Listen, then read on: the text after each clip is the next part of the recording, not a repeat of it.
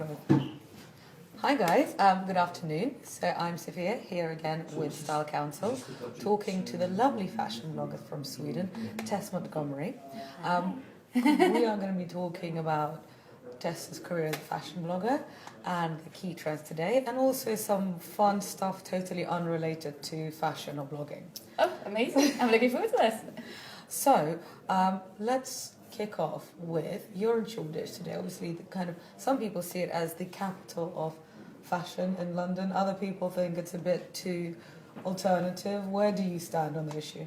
I love Shoreditch, mainly not just because Shoreditch. I love that people are quite, personal here. People wear what they fancy, not particularly, I wouldn't say I would go out and see a style, which I think is really nice, because certain part of London, you can really walk in there, you kind of go, okay, this is a place where people know each other and kind of dress a little bit alike and feel like a tribe, and that's lovely too. But I find when I walk down the road here, it's so much more interesting because it's just, a colour pop there, and then someone who's just dressing completely in black goth over there, and you get so much inspiration in a completely different way here because you can't see the uniform.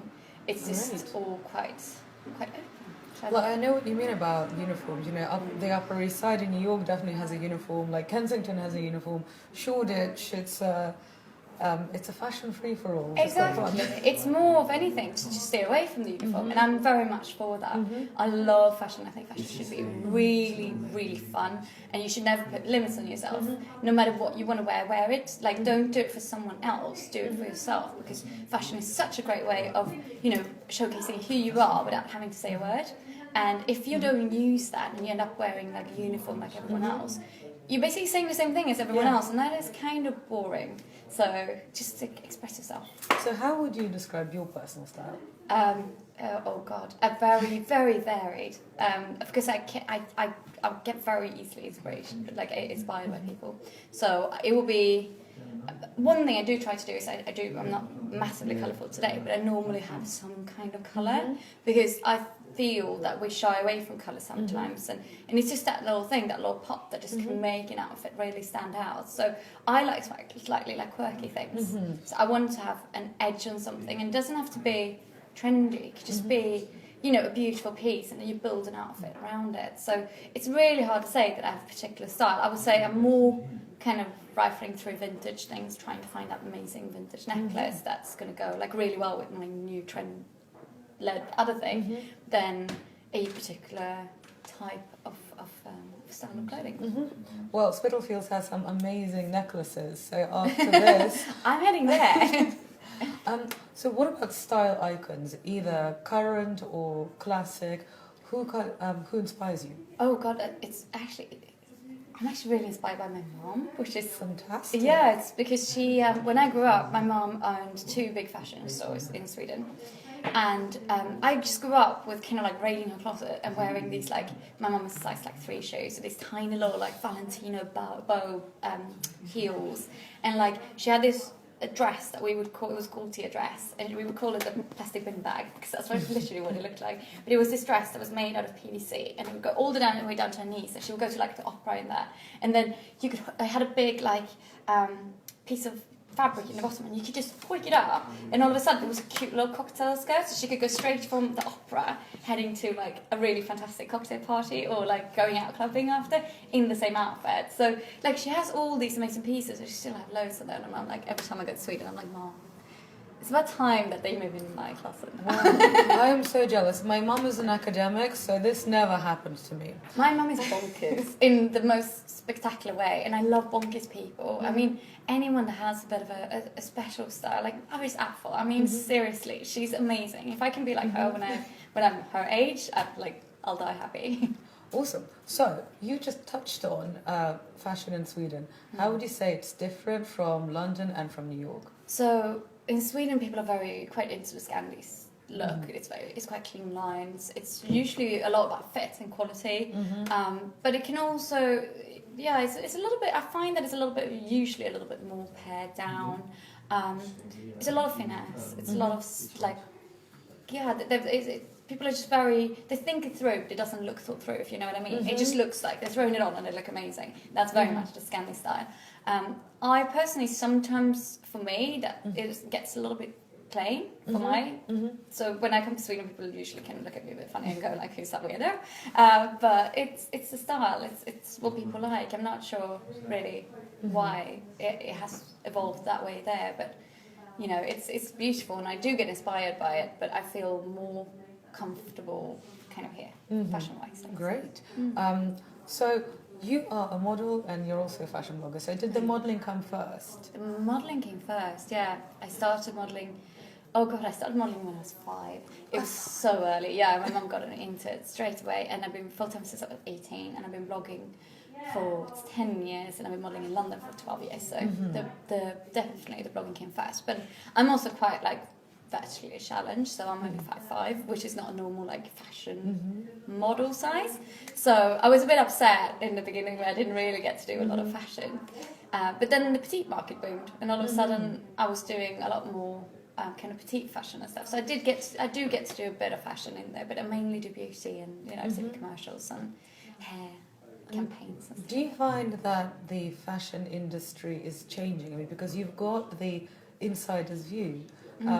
Do you feel that it's changing to become more diverse, or maybe to kind of be closer to the look that the average woman actually has? I just think that fashion, what it does, it goes in cycles. So you got people that are influencers, and you really, not even like influencers we see them, more like the people that may be walking around in Shoreditch having their like own style that they have cultivated themselves from day one. And I think that people get inspired, like, I think that designers look to these people that are just like, it's like the whole thing with cool hunting. People go out and they find these people that have amazing styles, and they kind of pull from that. So it's constantly like going from people that are completely unknown and kind of trickling up or going up to the higher designers and then trickling down again. And then so I find that it's this circle that's constantly kind of evolving. And it's hard to say that fashion is changing because it's constantly changing. I mean, we see a difference in pace because I think a lot of fashion houses and stuff are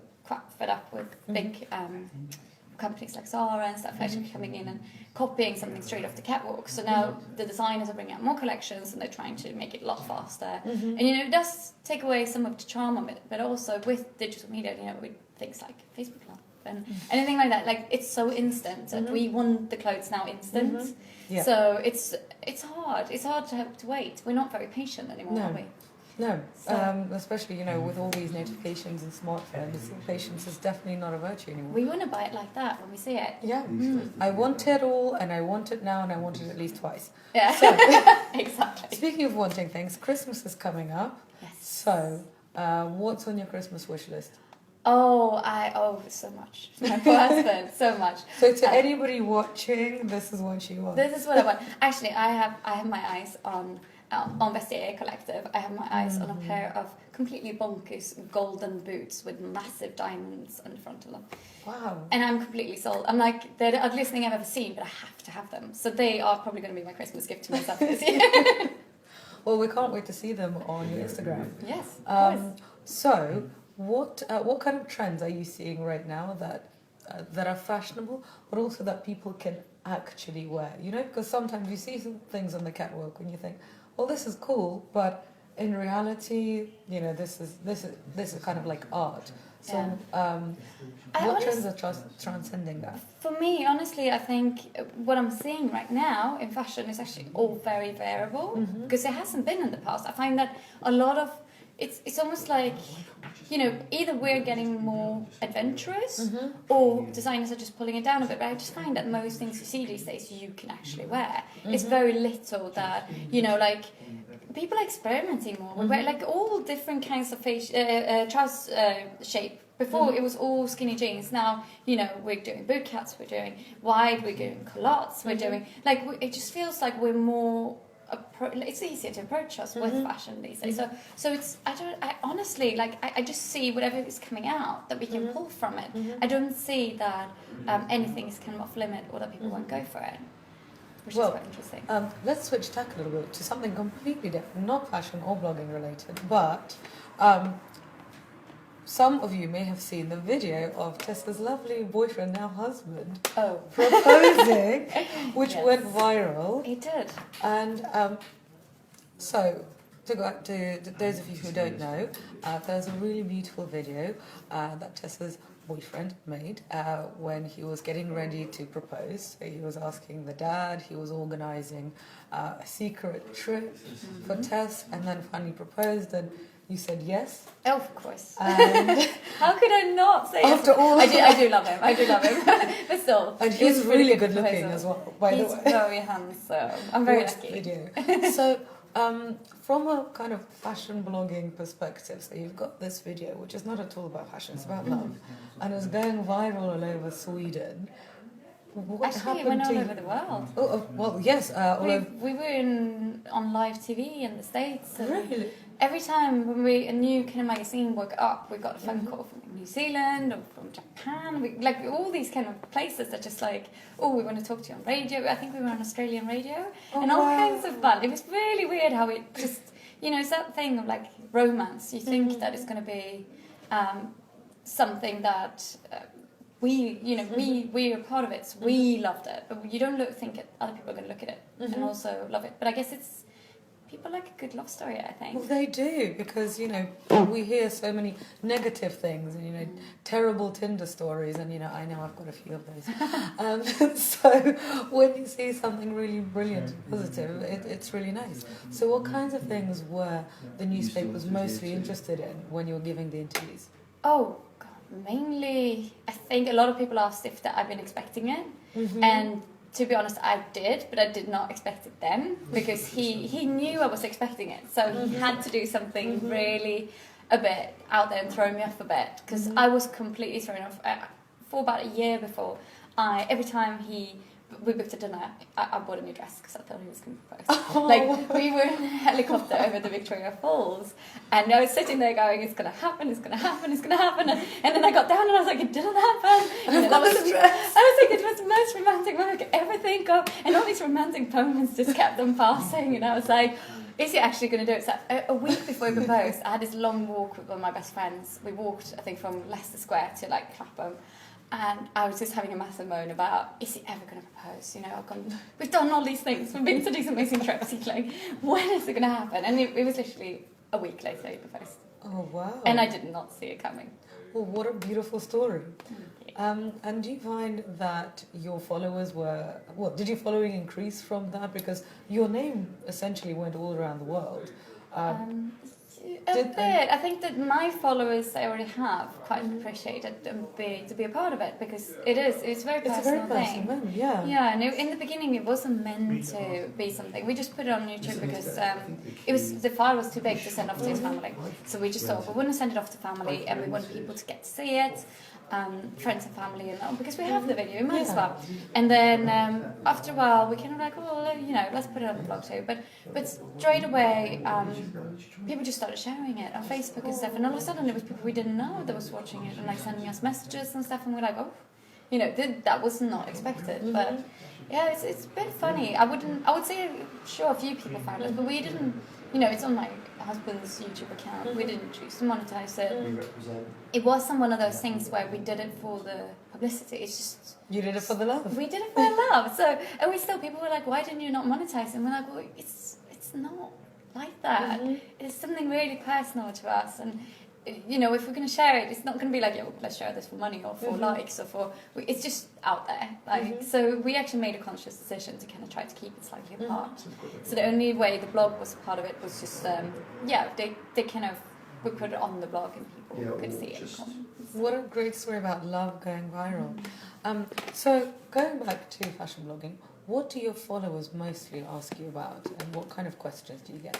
I get a lot of questions because I find sometimes, especially with things I wear, it can sometimes be a little bit out there for some people, like, because I like to kind of really go for it. So I know a lot of people kind of ask on alternatives to wear things. Like, you wear something like this, how can I wear it but slightly more toned down? And a lot of things with trends the same, or they like saying, well, I'm over 30, so they're like, I'm over 30, I like this trend, but it's a bit too young for me, can I still wear it? And I always say, like, to play around, stand in front of the mirror, put on some really cool music and just stand there and like have a good go and play with your wardrobe, because I find that you can wear anything. If you want to wear it, you can wear it. You just have to mix it right and you have to make it yours. So it's a lot of things like that. How do I make a piece work for me? Also, because I'm smaller, a lot of people ask, you know, I'm also smaller. How do you deal with the fact that like all the jeans are like that much too long?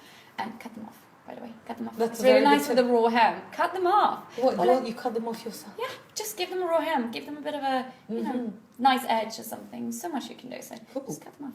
Any other tips? By the way, I'm sure people. Yeah, no. I think, you know what? I think it's dangerous to start thinking about, you know, I'm little, I can't wear this, because then you all of a sudden put like parameters down on what you can wear, which you really shouldn't do. You should wear kind of whatever you fancy. Like, does it really matter if you don't look 10 feet tall? Like, do you have to be super tall? Like, I'm kind of fine with looking like a little blob sometimes. You know, it's like, oh, cool. Well, first of all, you're definitely not a little blob. But secondly, the average height of a woman in the UK is 5'4". Yes, exactly. So we're all little blobettes. Maybe that's what I should call my little group of little girls like me. We're blobettes. Can't remember that now.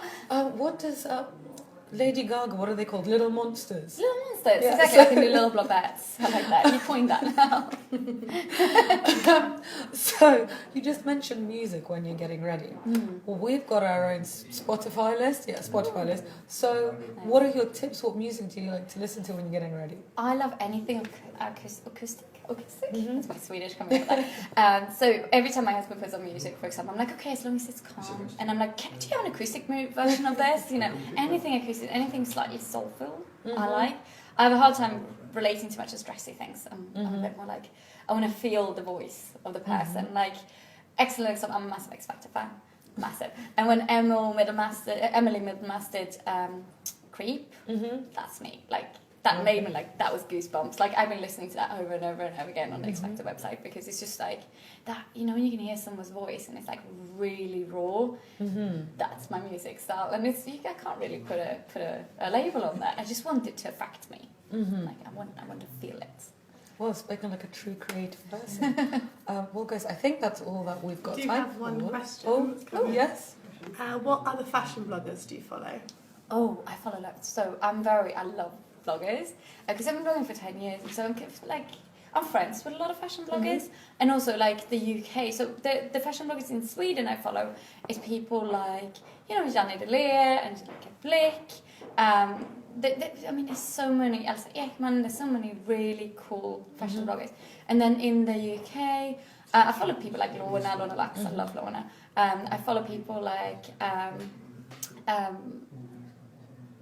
people like Salt Sneaky that you've had on. I mean, there's quite a few. I have a list of probably about 100 blogs. Don't read them all every day, but I do probably pick a good 10 every day and read them. So I might have to do like a personal blog, which one I follow, because there's so many. I would have a really hard time to actually pick them out, because I feel like I'm like choosing some over the others. Great. Well, thank you very much. Thank you. Guys, have a fantastic afternoon. Thank you. Bye from Style Council.